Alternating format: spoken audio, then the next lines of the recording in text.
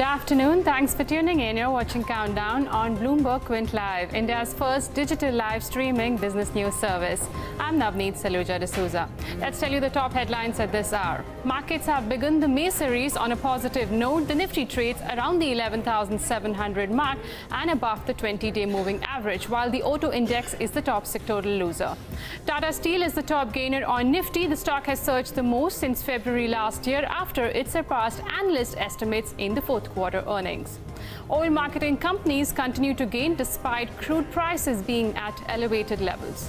And MotoCorp alongside Yes Bank are the Nifty companies slated to report earnings today.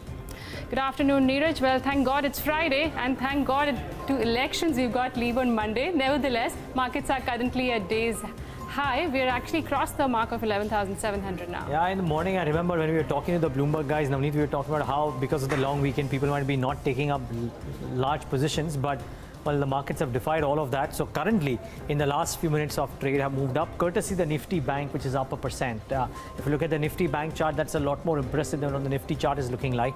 Just look at that spike up there, 1% higher, 350 odd points. And 3 days now, day before yesterday, it was up about 1.25%. Yesterday, it was down 1%. Today is up about 1%. If there was volatility in the Nifty Bank on any given week, it has to be the week that we are ending right now. It's been well, in more ways than one, a very, very volatile week. Bring up what the turnover is looking like, and just a flash of what the world markets are looking like to know how they are trading as it shut shop this week. F&O turnover lower than average. First day of the new series, maybe that's why. Cash market turnover seems okay at 22,000 crores. I would reckon we'll easily cross the 30,000 crore mark and maybe more. And just a picture on the world markets and what they are doing right now to see what's happening there. It's flattish, so no big cues, either negative or positive, coming in from the world markets are showing. Bring up the heat map and let's see which which financial names are leading the Bank Nifty to do what it is doing right now. Axis Bank should be somewhere in the mix. Yes, it is, up about 2.5%. The real winner, though, is Tata Steel, 6.5% higher. We were talking about it in the morning as well. Nikki mentioned that it's not just a good number, it's a pretty impressive number on the operation front. The rumors or the talk about some damage due to fire at a plant in UK is also found to be unfounded. Tata Steel give clarification on that. So all of that leading to Tata Steel doing well, and thereby some of the other stocks like JSW have done well. But banks are the real stars. Axis Bank up, ICICI Bank up, State Bank of India up. We are waiting for Yes Bank. That would be subdued simply because it's ahead of the numbers, so not taking on too many cues. But the corporate-facing banks, by and large, seem to be doing really well for itself. Only compensated by autos. They are not heavyweights, and therefore we are not seeing too much of a damage on the index. But Tata Motors, Maruti, M&M, Bajaj, all of them without exception are down in the red. So autos on a downward move. Banks by and large doing okay. Some support by the commodity names. So pretty decent afternoon until now. Let's see how it shapes up. What about the broader markets, Devina? The broader markets are in tandem, moving in tandem with the benchmark indices, but you have them being slightly more tempered than what the main benchmark indices are doing. Individual stocks are reacting on the back of the kind of earnings performance that we've seen them post. So I'm going to start off with that first.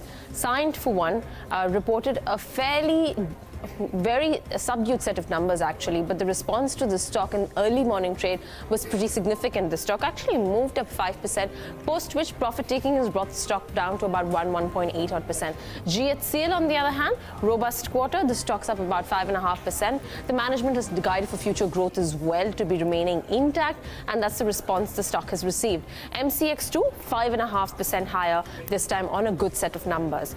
Other stocks on the move, Alembic Pharma is doing well in trade today, so that's up about 7 odd percent. Aurobindo Pharma in early morning trade has moved up. Remember, Novartis reported numbers, and the business of Sandoz, in which you've got Aurobindo invested in. It's not yet consolidated within Aurobindo, but that business where the margin expectation was 20%, that clocked 25%. So that definitely has worked well for Aurobindo, and the stock's up 4%. Hexaware, on the other hand, second day on a trot, post its numbers, and IT as a pocket, considering the weakness in the currency, has been on the move. Volume buzzers, Orient Cement for one is doing well. The last few days for cement as a pocket has done well. Jindal Steel and Power hour, almost 1.8 crore shares have been traded there, and the stock's up about 4.5%. SBI Life trades about 18 lakh shares. That's way higher than its last 20 days average, and that's up about 4.2%. Stocks near their 52-week highs. Dr. Reddy's is trading near its 52-week high. You've got HCL Tech, I think its 52-week high is 1168. It's currently 1139, and Siemens, you've got its high at 1198, so just 8 points away from its 52-week high, though the stock's not doing a whole lot much in today's session. But that's what you've got from the broader market space.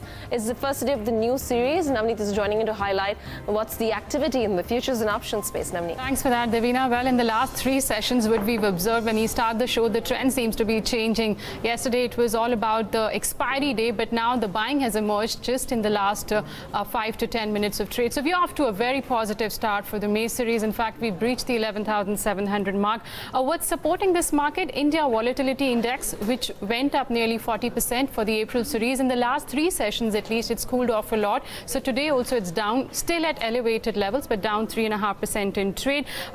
If you look at the weekly options, which expire next Thursday, that's May 2nd, the highest, the maximum OI concentration is at the 11,700 call and at the 11,600 put, but we've already surpassed that level. It's a very narrow range, considering this is a series where you will be getting the result of the general election, so you can expect more of volatility. But near term, definitely on the downside, watch out for 11,550. That's a mark which multiple times have been defended in the April series, so probably that's on the downside. That's the level which market will be watching out for. And for an all-important monthly series that's expiring on May 30th, the range is pretty wide, almost 1,000 point, as maximum open interest is at the 12,000 call and 11,000 put. Quickly, few stocks. We've already mentioned Tata Steel. It's up, and on the future side, long positions have been seen. BPCL is the other one, which has seen some traction. So long positions seen there as well. The stock's up 10% in last 3 sessions. And finally, Reliance Capital, if you could just pull up the intraday chart of that one. It started on a very positive note, but from thereabouts,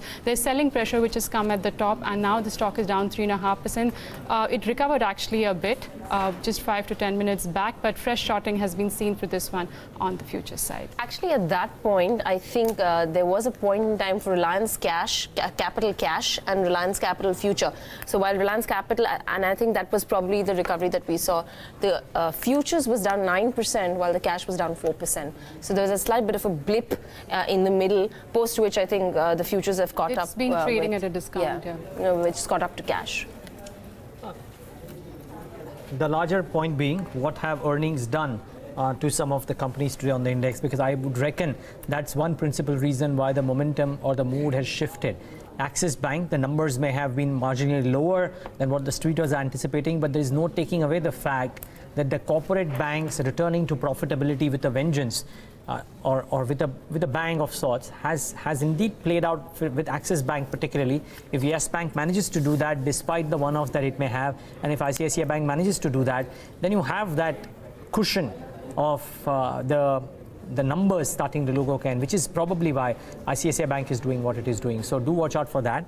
And then, of course, do watch out for some of the others, the cement companies and the Tata and the steel companies, because commodities seem to be coming back. Let's begin with those newsmakers. Tata Steel, for example, surprised the market in the 4th quarter. Profit beat analyst estimates as record steel output helped the company offset subdued prices. The stock has surged the most since February last year. Nikki Merchant is standing by with what brokerages have to say.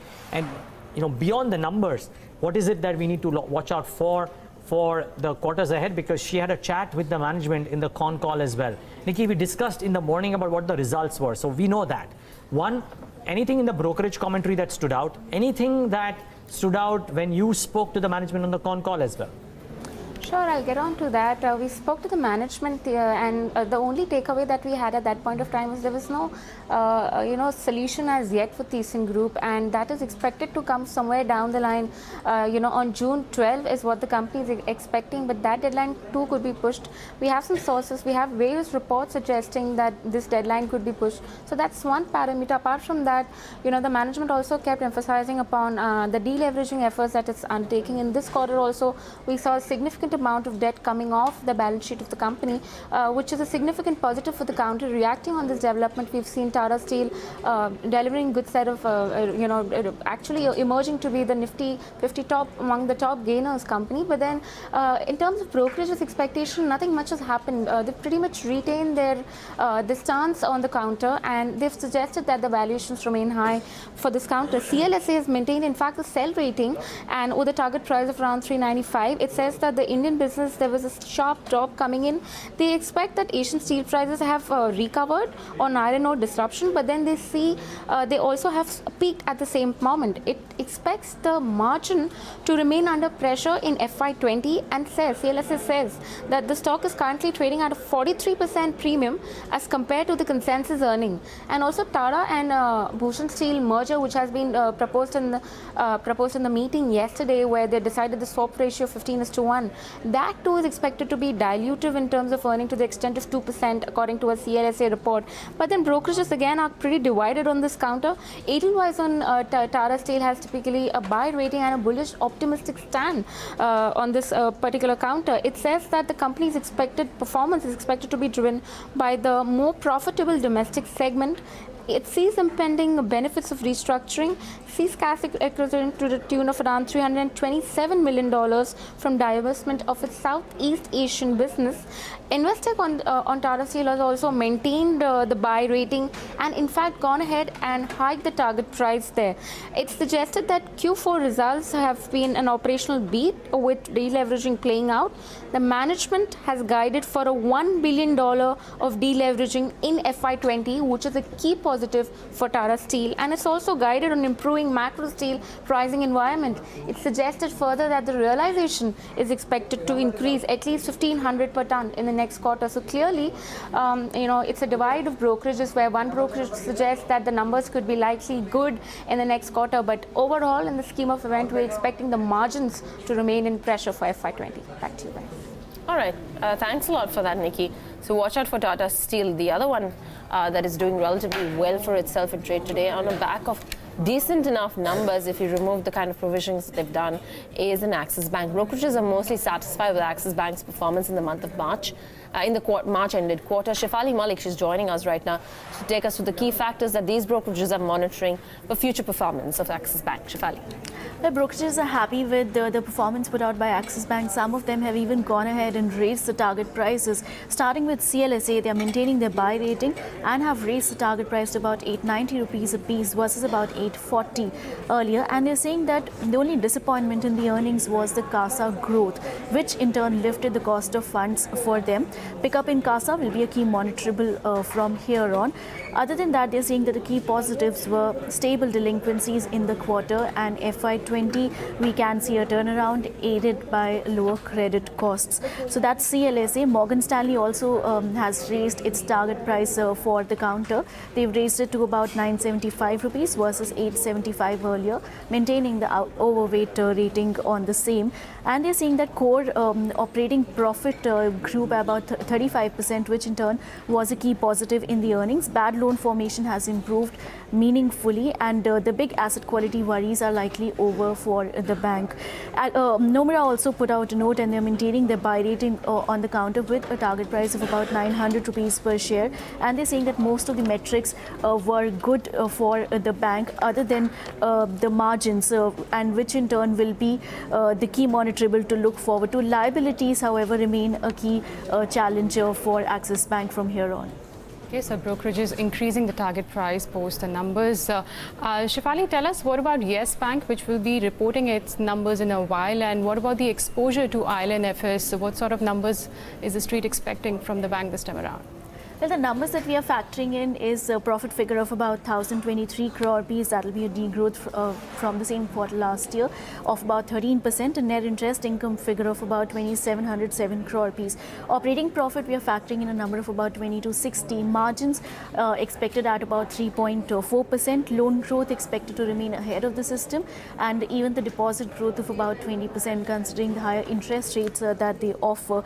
Other than that, asset quality, what the street is factoring factoring in is a stable number, but there might be some negative surprises on that front, considering the exposure that they have to IL&FS, which they've already told that it's about 2,600 crore rupees. But another account which has made a lot of news in last couple of weeks is the ADAG group. In fact, it'll be interesting to look forward to that, whether it actually gets reflected in Q4 this time around, any sort of default from that particular group. And more importantly, the commentary coming in from the new management with regards to the path that the bank will take going forward and what are their targets from here on. That'll be interesting to look forward to. Okay, Shefali, thanks a lot for bringing that update as to what to expect from Yes Bank. The numbers will be coming out any time now. But besides that, you've got Hero MotoCorp that too will report its earnings today. Weak demand in the auto sector is likely to rub off on the company's numbers. Remember, Maruti's result reflected the slowdown, and we've seen that the car maker lowered its sales growth target for the current year to almost 4 to 8%. Will Hero too showcase similar trends? Yatin joins us with more details. Yatin, over to you. Navneet, if you look at the total volume decline for Hero MotoCorp in the fourth quarter, that stood at 11%, and clearly that will impact the overall performance. We had a lot of dealer discounting, dealer incentives which were there in the quarter according to analysts, and that will clearly be on the operating performance as well. Talking about the top line, we are expecting a 9% decline there. EBITDA and profits also on an absolute basis should decline in excess of 20% according to the Bloomberg analyst poll, and margins also seen at 14%, a decline of nearly 200 basis points on a year-on-year basis. Last year, same period, we had the margins which came in at 16%. So we are talking about a very decent amount of margin correction which could happen for Hero MotoCorp, like other auto companies which are expected to do similar in terms of the margin performance.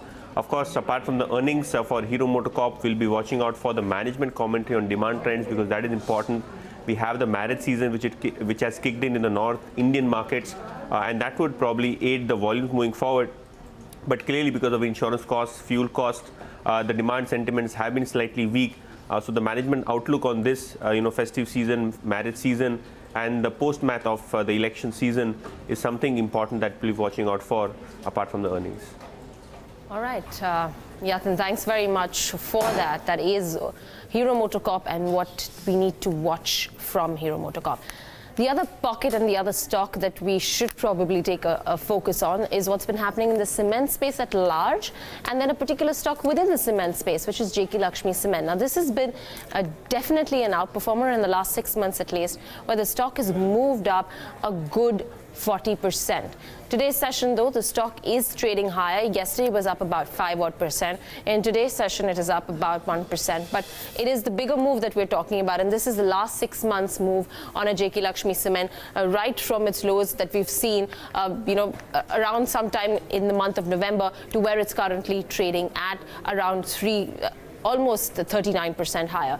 Now, what exactly is happening? The numbers have not yet been reported, but if you take a look at what the management has said in quarter 3, post its numbers, it had guided for a very strong demand growth in quarter 4 and quarter 1 of FY20. So there are a few factors that you can attribute this kind of move to. So healthy demand growth will likely continue. With regards to prices, they had maintained that it's going to be more demand-led, and the pickup in the utilization is going to lead to a price rise going ahead. The other point that we're also looking at is going to be the focus on deleveraging. They're looking at deleveraging their balance sheet, and if you get a clearer sense from their quarter 4 numbers as to whether they've actually gone ahead and done that, then that could be an additional kicker for a JK Lakshmi Cement. The fourth point, their greenfield plant, which comes on stream, that is likely to aid the profitability of the Durg facility, and also bring down cost in quarter 4 of FY19 through to quarter 1 of FY20. So all of these factors are working in favor of JK Lakshmi Cement. What probably could be a little bit of a setback is what's been happening within the region as a whole. Now that you've got Ultratech, taking over Binani, and more new supply coming in a very cost-effective manner. So within the West Gujarat and northern regions of Gujarat, you can actually see pricing not pick up in a meaningful way because of this excess supply that's come in because of Ultratech and Binani. But taking a look at what analyst recommendations are, well, you've got a majority of them extremely positive on the stock, and this is the GD, and taking a look at today's volume action, not as much, but yesterday saw a big sharp pickup in the overall volumes. I want to quickly go across to see what's happening with the analyst recommendations. So here you have it, 66%. It's a widely covered stock, 14 buys, 4 holds, and just 3 sells that are coming in. So about 67% of the analysts are recommending a buy. The target profit potential is in the negative because the stock has already run up quite steadily from those levels. Nonetheless, valuations wise, if you have to compare it to some of its peers, JK Lakshmi Cement and Orient Cement are the only ones that are trading closer to 10 or 11 times EV to EBITDA, which is lower compared to some of its other peers. So valuation wise also, it's not a bad bet within the cement pocket.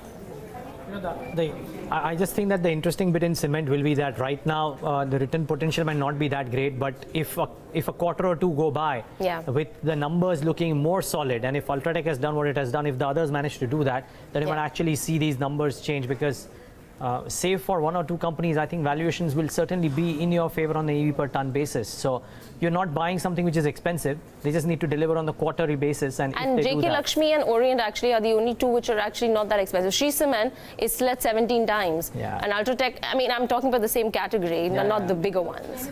Shree Cement has, they don't have any debt on their books. I think that's, and also they have pan-India presence. And one thing I think which was working for the entire space right now, obviously ACC disappointed on that front. The prices have come off, be it diesel, petcoke prices. That's what the street was betting on, that the input cost pressures have eased, and Ultratech has showed that, because realizations were down for Ultratech, but if you look at the cost pressures, they have eased substantially. They've managed to, show that operating leverage during the quarter. Yeah, but all of those factors, and the only thing for Shree Cement is it almost behaves like a consumer stock, because it's not raised capital in order to raise capacity, and therefore that's in a league of its own, to be honest. The others, interesting to see. And that's why the premium that comes into Shree Cement. Just look at the return ratios for Shree compared to almost any of the other cement companies, and it tells you a story, doesn't it? Anyways, let's wait and watch what happens to these companies going ahead. However, now that we've spoken enough about the results and the markets, everything that has come along, there is something that has caught the fancy of the country at large, or the world at large maybe. I'm not a part of it, but a Hollywood movie release. It is a fact that it is got the fancy of the world. Yeah, so you guys want to dwell upon that a bit, right? Because I give you company, let her take it forward. No, so it is the biggest release of the year, and we've seen that in the advanced bookings, completely sold out. It's probably very few times that you see, these multiplexes do a 24-hour runtime for 3 consecutive days. But I believe we've got somebody who can actually, who's seen the movie. Yeah, this is what the Rajnikant or the Bahubali from a global arena, which is now hitting the Indian screen, doesn't it? That's the thing that is Well, according to happening. Alok Tandon, it's got a bigger response than Bahubali also. It could actually manage to surpass that. So is it the first Hollywood movie which is like, I think I was just checking, Book My Show sold 2.5 million tickets in advance before the release, so that's something and they're going packed, house full for, you probably want to wait it out for the next show till Tuesday. I think you're not being able to get tickets, so you're getting like Did you get your tickets? Yeah, I'm going today at 7, so spoiler alert. Okay. Okay, let's bring in Vishnu. We know he's joining. He's seen the movie. You've seen the movie, and I don't want you to spoil it for our viewers. But for us, you can mention that. I think you can for Davina. But tell us more. And what was the craze at the theatre? So I went early in the morning to the show, and there was a lot of crowd basically, and obviously because it's Avengers Endgame and it's the end of the Marvel Cinematic Universe, phase 3 of the Marvel Cinematic Universe, and so there was a lot of crowd, and I had a chance to talk to the ticket officer as well, and I asked them like, what's the scene, how are the ticket sales affected, and she's like, it was all sold out till like next week. Whoa. And it's got the biggest response as of now for any film. And Any film? Yeah. Hollywood, Bollywood, Yeah, any film? Yeah, because it's been sold out for she said till Sunday, and after that it's getting sold out. It's almost getting house full. And it's apparently, I read somewhere that 18 tickets were sold per second once the thing came out. Whoa. And it's basically sold out everywhere. How does that across India. compare to what happens tickets? otherwise? I mean, this must be a telling statistic, but usually what I mean, is there a statistic that normally tickets are X tickets per hour or something like that No, for a popular movie? I don't think that's a statistic like that. There is a statistic like that, but since this is such a big release, they've been Able to give out some data. Yeah. Okay. And Did you like the movie? Oh, I loved it. Yeah. I Are you gonna go absolutely again? Yeah. I absolutely loved it. I'd probably go more than once again. Wow. was that the general reaction of the crowd as well? I mean, see, I'm just trying to ask you from a perspective of somebody who's not an Avengers movie follower of sorts. So what was the crowd reaction? Was everybody who came in a fan like you, I'm guessing yes? Or was a lot of people talking about doing this again as well? Yeah, I think it's a very common thing that, like, even if you look at Infinity War or Endgame, people watch it more than once, and I don't think you can get the same feel of the movie if you watch it on your home on an OTT platform, because I think these movies are supposed to be watched in theaters, and when you watch it in theaters, you get a different feel altogether. So yeah, I think most people would go for the second screening, and when I went to the theater, it was obviously people were howling at each hero's entry. All right, can't wait to experience it myself today. And clearly, the fans wouldn't mind paying any amount to watch the movie, right? No. Okay, just one more question. I'm trying to think from a perspective of a movie theater owner. You own a movie theater? No, from a perspective of what a movie theater owner would be interested in, or a movie investor would be, theater owner investor would be interested in, somebody who's invested in PVR and INOX. I'm guessing the footfalls also resulted in long queues for all the tables. Did you have a chance to talk to them about how the F&B revenues are likely to be, etc.? Not really. I didn't get a chance to talk to them about that, but at the theater when I went, I could see that normally Endgame's not supposed to have an interval, but since it's India, they obviously have an interval for every movie so that they can promote their F&B. Yeah. So, and obviously because of that, you could see a huge crowd at the interval waiting for getting their snacks and whatnot. So I think, What I could see on Twitter, Neeraj, people were having Coke and Pepsi early in the morning for the morning shows with popcorn. I think I need to catch up on my game now that I have a kid at home. Yeah, with all of that. But okay, great, Vishnu. Thanks so much for taking the time out and being with us. Appreciate it. Thank you. Thank you. But it's going to be interesting because this is, I think, one of the longest movies of the franchise. I think 3 hours plus is the runtime, and I mean, $18 billion is what the franchise is worth. So, I mean, goes to say it's come a long way. This is going to be the 22nd release. $18 billion. In the lineup from the Marvel stable. And this is, I think, the last movie where you'll see Stan Lee make his guest appearance as well. So. Which is your favorite character? Thor. Contrary to Iron Man, of course. But nonetheless, I spoke to Alok Tandon, the CEO of Inox Leisure, who says it's history in the making. Listen in. This is history in making. I have never seen so much of frenzy, anticipation, hype for a movie as we have seen for Avengers Endgame.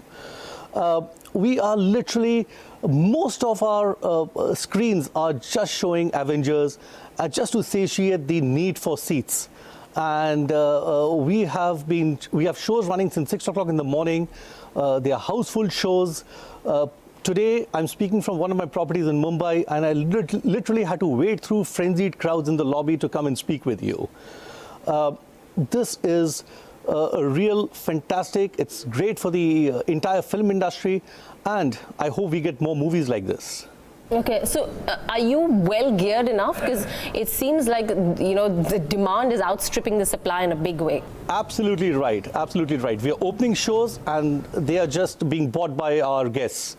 When we opened our advances a few days back, most of the shows were sold within a few hours of opening.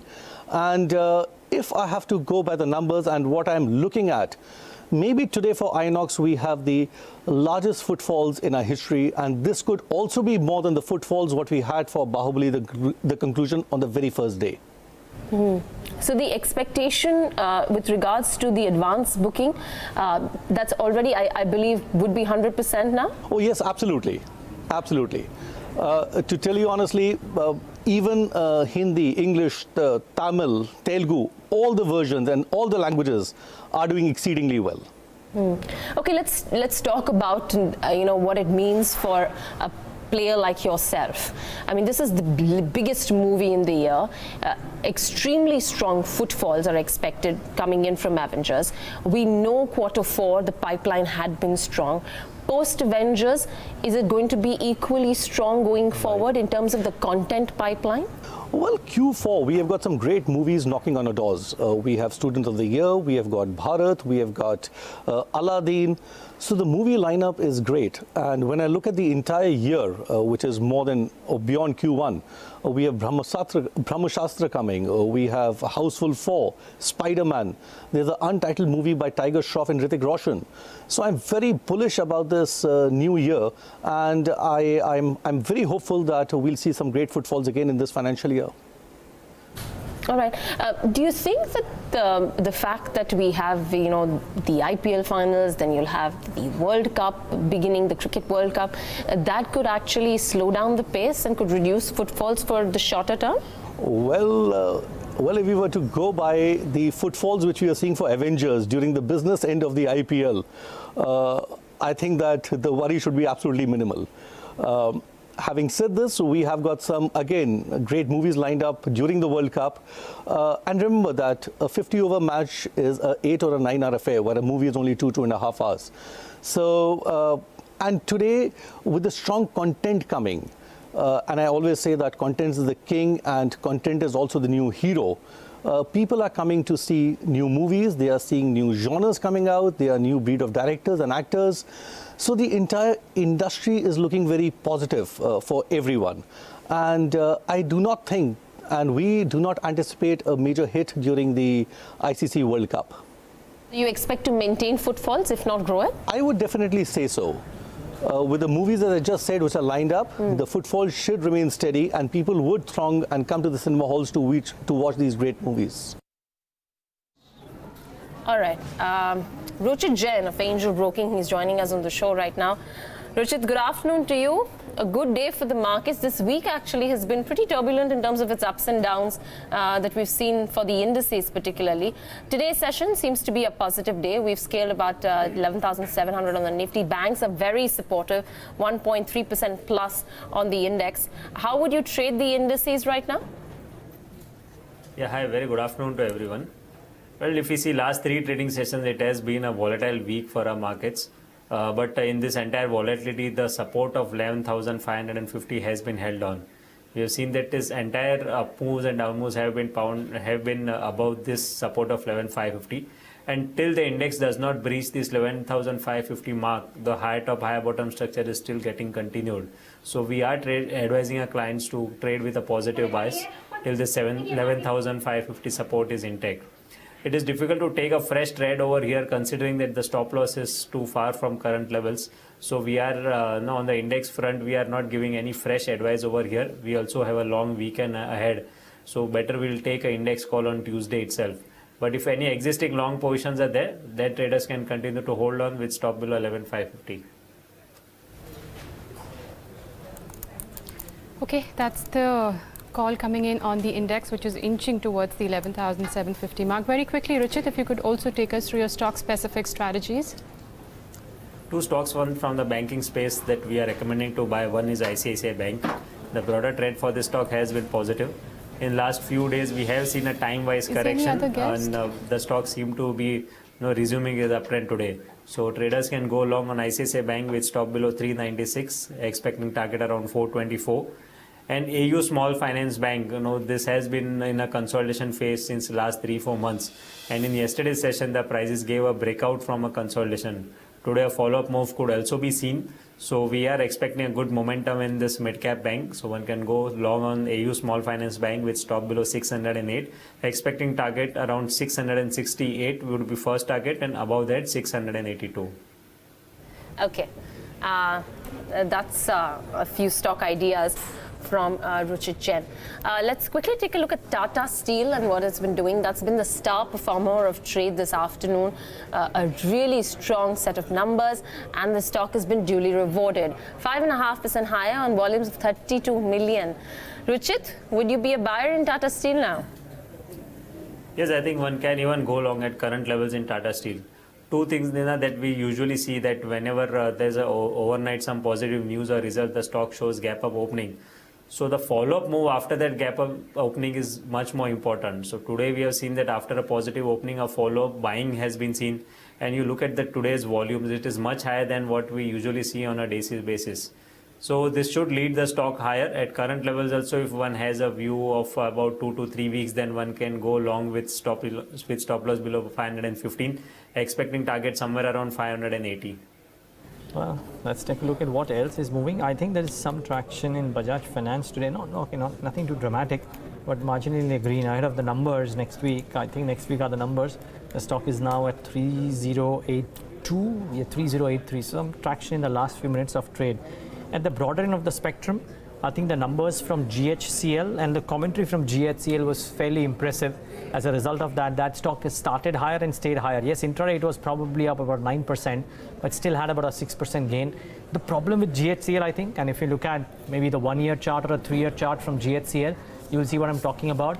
It's flattered to deceive a number of times, come out with spectacular numbers, then fallen back. And that's the thing. These are the 12-month chart. If you look at the 24-month chart or the 36-month chart as well, you'd see it's kind of stayed in these same levels despite sporadically come out with numbers which are quite exceptional. So it doesn't quite go all the way and create some wealth for shareholders, unfortunately.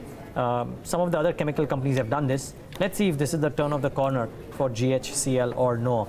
Aurobindo is the other one, and we have a copy on the website around this. 3.5% higher, the margins of the acquired company doing well, and as a result of which Aurobindo is the other one, which has done remarkably well. Actually, before we get in our fundamental expert, just a quick thought out here, Ruchit, on Aurobindo Pharma.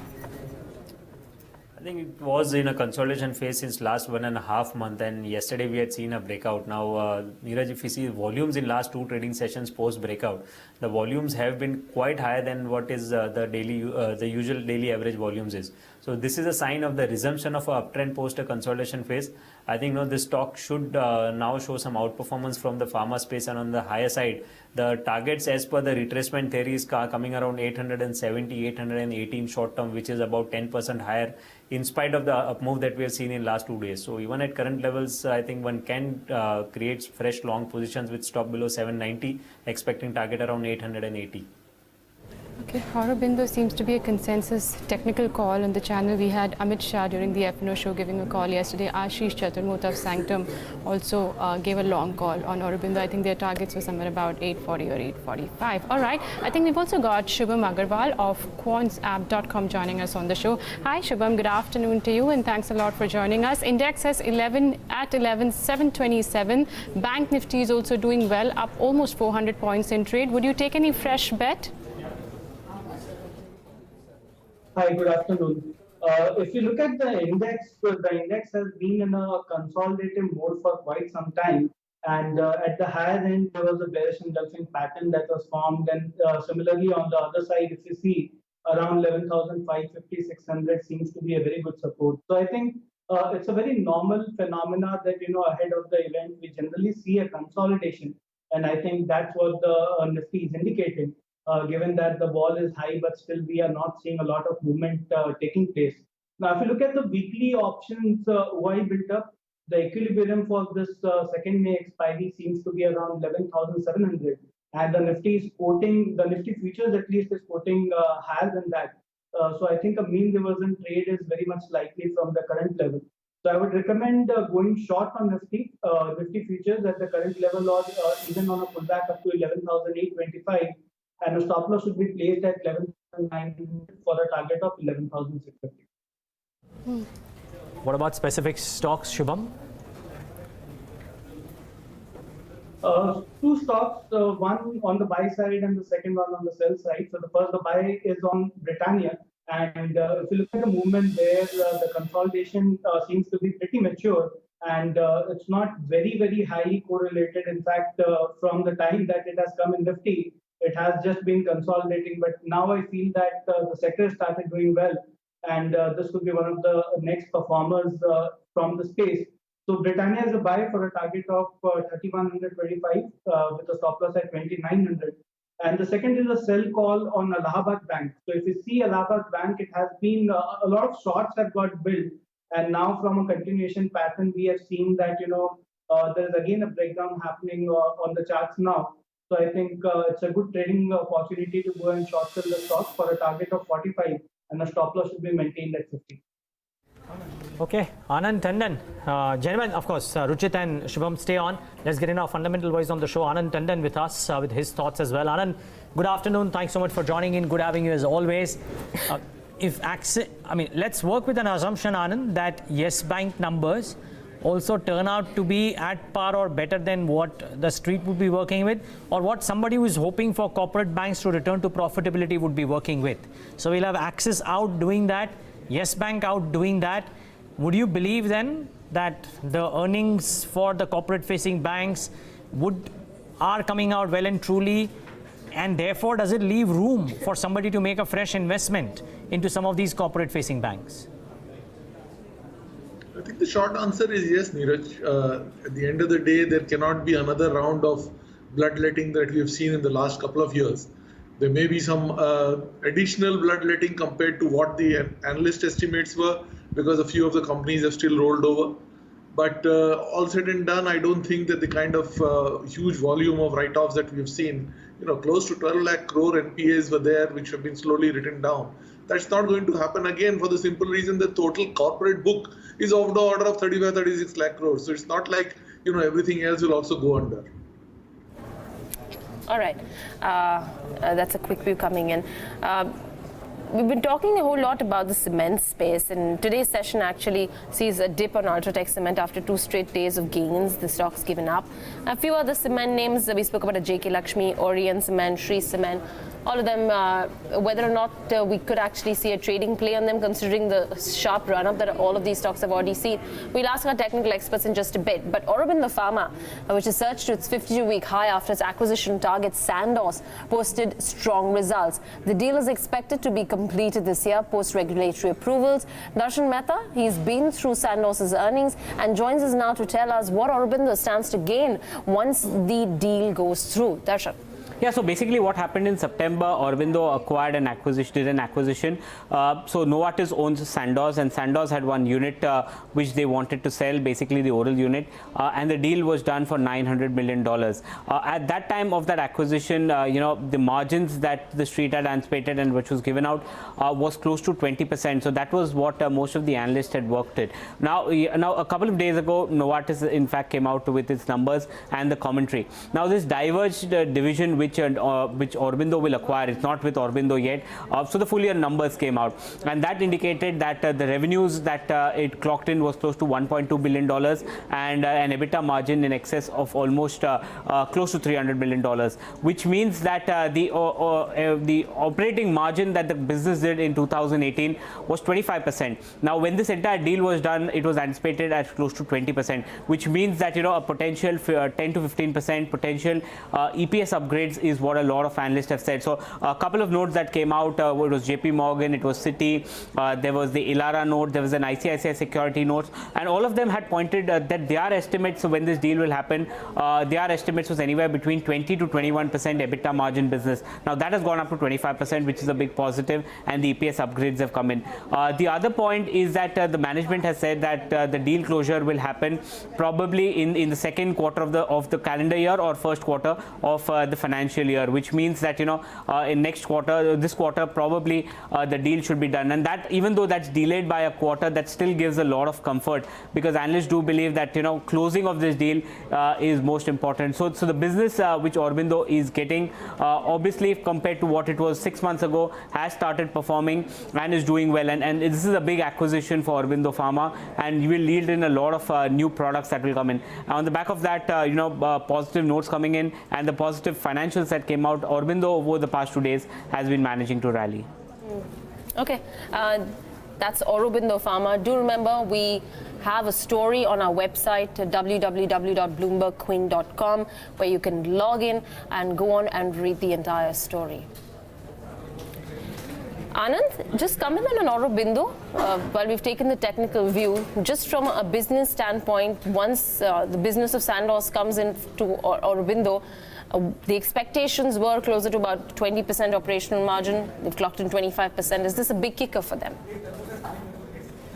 Well, Aurobindo has one of the largest European portfolios. And the assumption under this deal, as your analyst pointed out, was that European margins are much lower, and therefore it will kind of drag on the ROE overall. Now that doesn't seem to be the case after they have also had to sell off some part of that portfolio. I think the fact that Aurobindo is one of the cheapest stocks has to come to the fore. I think there is a resurgence in pharma all over again. We've been talking about for a while, saying that the pricing pressure that was seen in the US for the last couple of years seems to be at least stemming a bit, and you don't see the same kind of pressure. And obviously there has been a lot of portfolio shifts in some of these companies. Together with that, so it's a sector which is under-owned. It's a sector which is now again starting to grow because there's been a lot of belt tightening as well within most of the companies. And Aurobindo in the whole lot is the cheapest among the large cap players. So I think it is almost a no-brainer at this stage. Okay, that's Aurobindo Pharma for you. The other heartening set of numbers, Anand, were the ones that came out from Tata Steel. Operationally, a very good quarter. It's got the base, not the base metal companies, but at least the steel companies excited in the session today. They've had some period of turmoil in the recent past. Do you think they can turn around?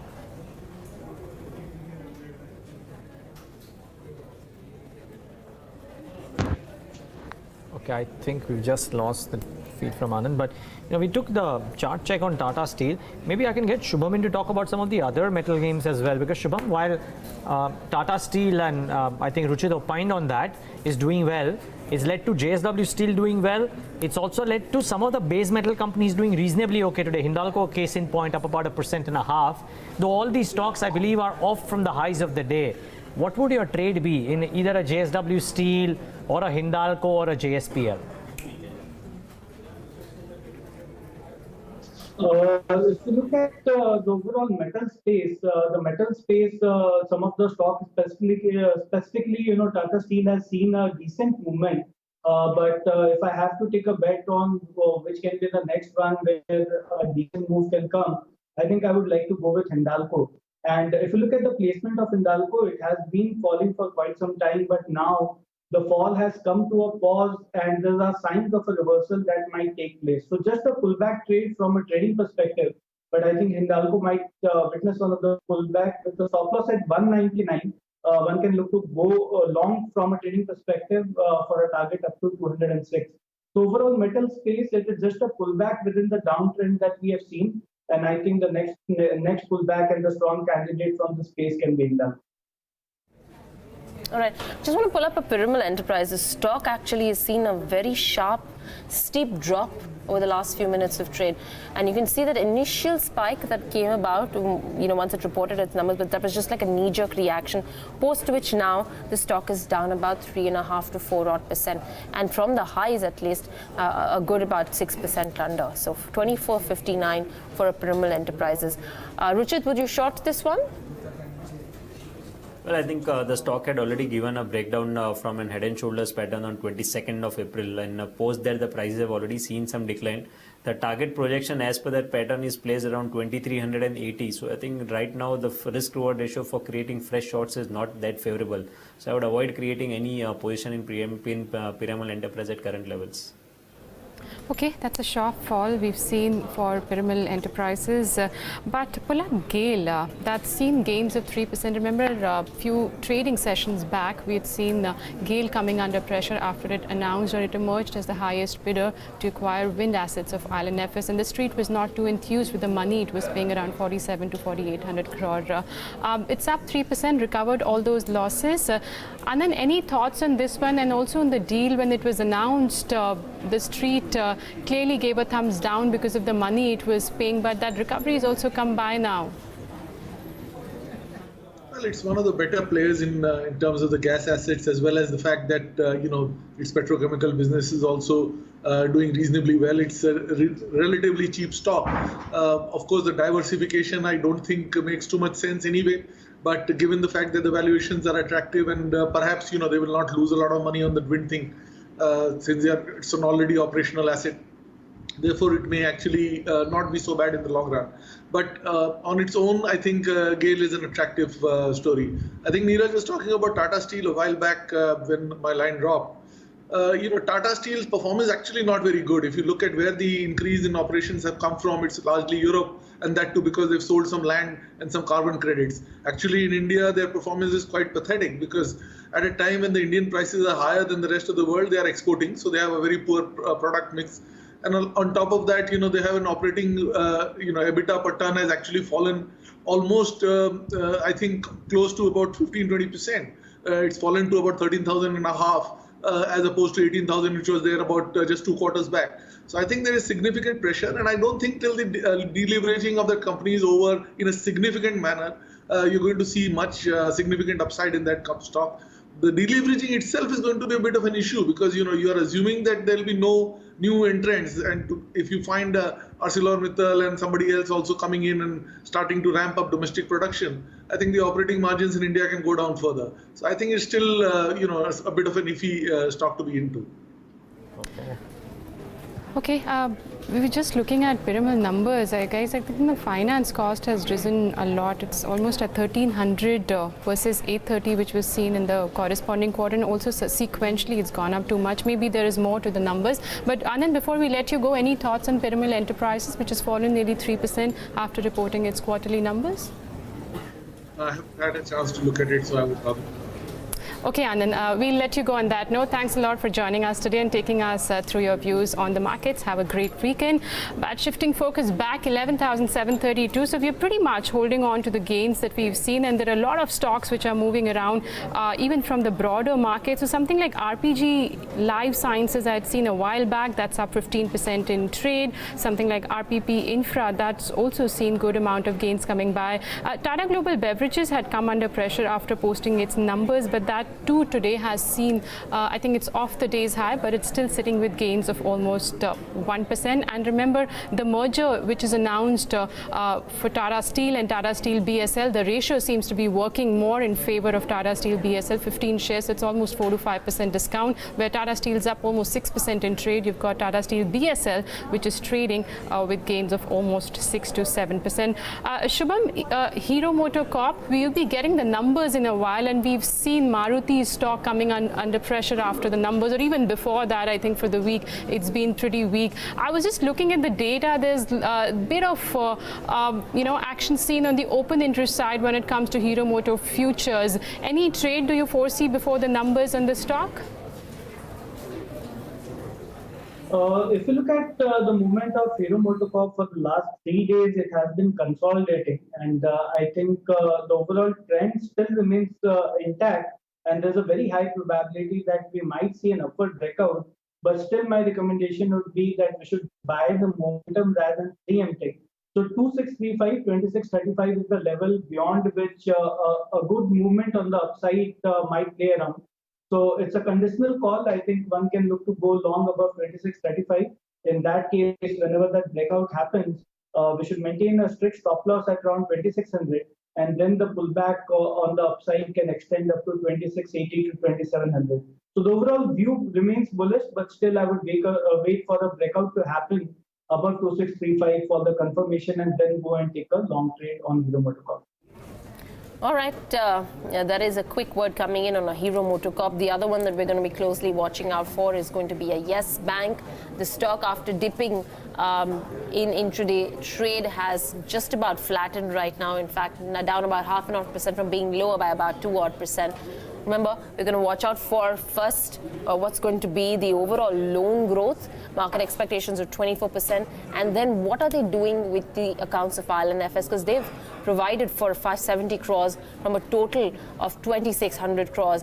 And then their exposure to the Anand Dhirubhai Ambani Group stocks, companies, and what happens to that. So it's going to be the asset quality that's going to be the critical watch for Yes Bank this time around. But moving on, a lot has changed in the markets over the first 3 months of the year, and marquee investors have wasted no time in getting their portfolios realigned with the environment. Yash Upadhyay is standing by with what the likes of Rakesh Jhunjhunwala, Dolly Khanna and Ashish Kacholia have bought and sold in the quarter of March. Good afternoon, Devina. I'll start first with the big bull himself, Rakesh Jhunjhunwala, and it was a busy quarter for the man because we've seen significant amount of buying coming in, starting first with the luggage and travel accessory maker VIP Industries, wherein he has increased his stake by over 1%, now coming in at close to about 5% according to the March quarter numbers. DHFL as well has seen an increase in its shareholding, coming in at about 3.19%, which is an increase of 0.7%, along with other names such as First Source Solution, Lupin and Karur Vysya Bank, all of whom have seen an increase of about 0.25%. Moving on, well, he has also drawn down his exposure to Autoline Industries, which is a auto ancillary company. He has reduced his stake by nearly 1.5% there, now down from about 8% to 6.5%, along with TV18 broadcast. There too, his stake has come down from 2.6% to almost 1.7%. Jubilant Life Sciences, Agrotech, Food and Federal Bank are the other three names wherein he has marginally reduced his holding. Moving forward, let's take a look at the portfolio of Dolly Khanna, and obviously it is the renowned investor Rajiv Khanna who invests in the name of his wife Dolly Khanna, and interesting names seen here because Butterfly Gandhimati Appliances, which is a maker of consumer durables, that is where their name appears for the first time in the March quarter shareholding. They now hold about 1% stake in the company. Radico Khaitan more or less similar at about 1.41%. Moving on, there has been significant amount of selling coming in, and primarily in Rain Industries, which is one of their biggest bets in their portfolio, down by about 0.5% there. So about 2.2% is what the March quarter shareholding says, and 0.25% gone in the likes of RSWM, Ruchira Paper, Nosil and IFB Agro Industries. That apart, some honorable mentions, they include the likes of Tata Metallics, Manappuram Finance, Associated Alcohols and NR Agarwal Industries, all of whom had a holding of over 1% according to the December quarter. Now their name doesn't appear there, so which means that their holding has gone down below 1%. Lastly, let's take a look at the portfolio changes of Ashish Kacholia, and he too, he's known for investing in small cap names, and he's most bullish in the likes of telecom and IT players. So he has picked up about 2% stake in GTPL Hathway and IT services companies like Mastech and Majesco. In Mastech, he's increased his holding to 2.89%, and in Majesco as well by coming in at about 2.35%. DFM Food is the other name to watch out for.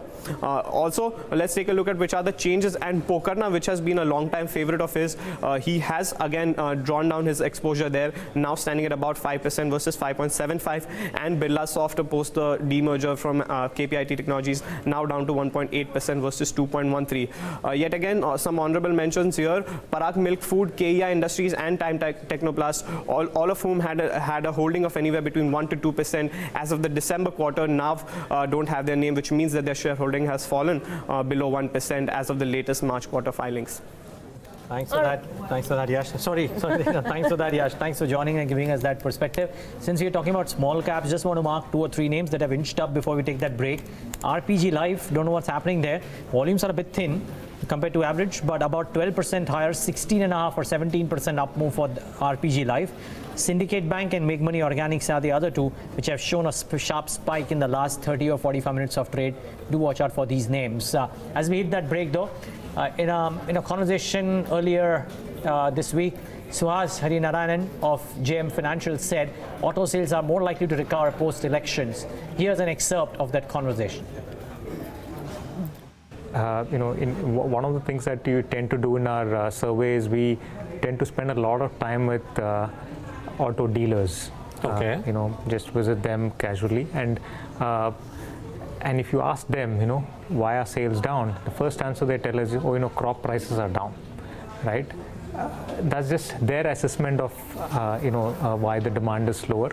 But I would assume, yes, that is probably also playing out from a sentiment perspective, right? Maybe not actual income, because as I said, the volumes have been okay, prices are down, but you're still able to sell your produce, so there's some cash flows, right? But I would think it's the impact of the non-farm income, which is also playing a bigger, spoil sport on the demand at this point in time. Okay, you expect that will continue because the trend seems to be down and not picking up. Yeah, so here's what we think, in terms of assessing for FY20, all this, all this is nice storytelling, right? But if you look at FY20, Our assessment is there are 4 factors which have led to a slowdown in demand. One is clearly, as I mentioned, the slowdown in the informal sector. Yeah. Right. Second is the crop prices, the lower crop prices. Third is clearly financing. Right. How's the impact of financing? And fourth is any pre-election postponement of demand. You mean from the customer side? From the customer side, right? We did see instances of people telling us that if we bought a car now, maybe some political party will come and put their stamp on that, and they'll take away the car for electioneering, right? So all kinds of things we hear. This is just one of the nicer anecdotes to hear, but I think we tend to hear a lot of these. So clearly, if you look at these 4 factors, crop prices, as we said, there will be a recovery, some form of a recovery. Financing for autos is no longer an issue. In fact, the message we are getting is that it's overfunded at this point in time. Interesting. For autos. For SMEs, though, it continues to be an issue. It is improved from the lows of December level and Jan. It's improved, but I'm not sure if it's gone back to the pre-October levels. Just the availability of financing for SMEs, right? And you should also not forget that there probably is an element of lost income during that period, right? The third is, so as I said, informal sector will take its time. Financing for informal sector is probably weak. Crop prices will recover, and the pre-election thing will obviously post-election will improve. So what we are expecting from a demand perspective is there will be a burst of growth post-elections. Post-May? Yeah, post-May. There will be a burst of growth for 1 or 2 months. Irrespective of the outcome? Yeah, I would think so. I think there will be a burst of growth for a month or 2. But after that, we think it'll depend on how fast the financing and the informal sector, financing for the informal sector and the broader informal sector, how fast they revive for for us to estimate the demand growth. As of now, our assessment is it will be more gradual. After the initial burst of growth, it might just slow down again before picking up towards later half of the year or something like that.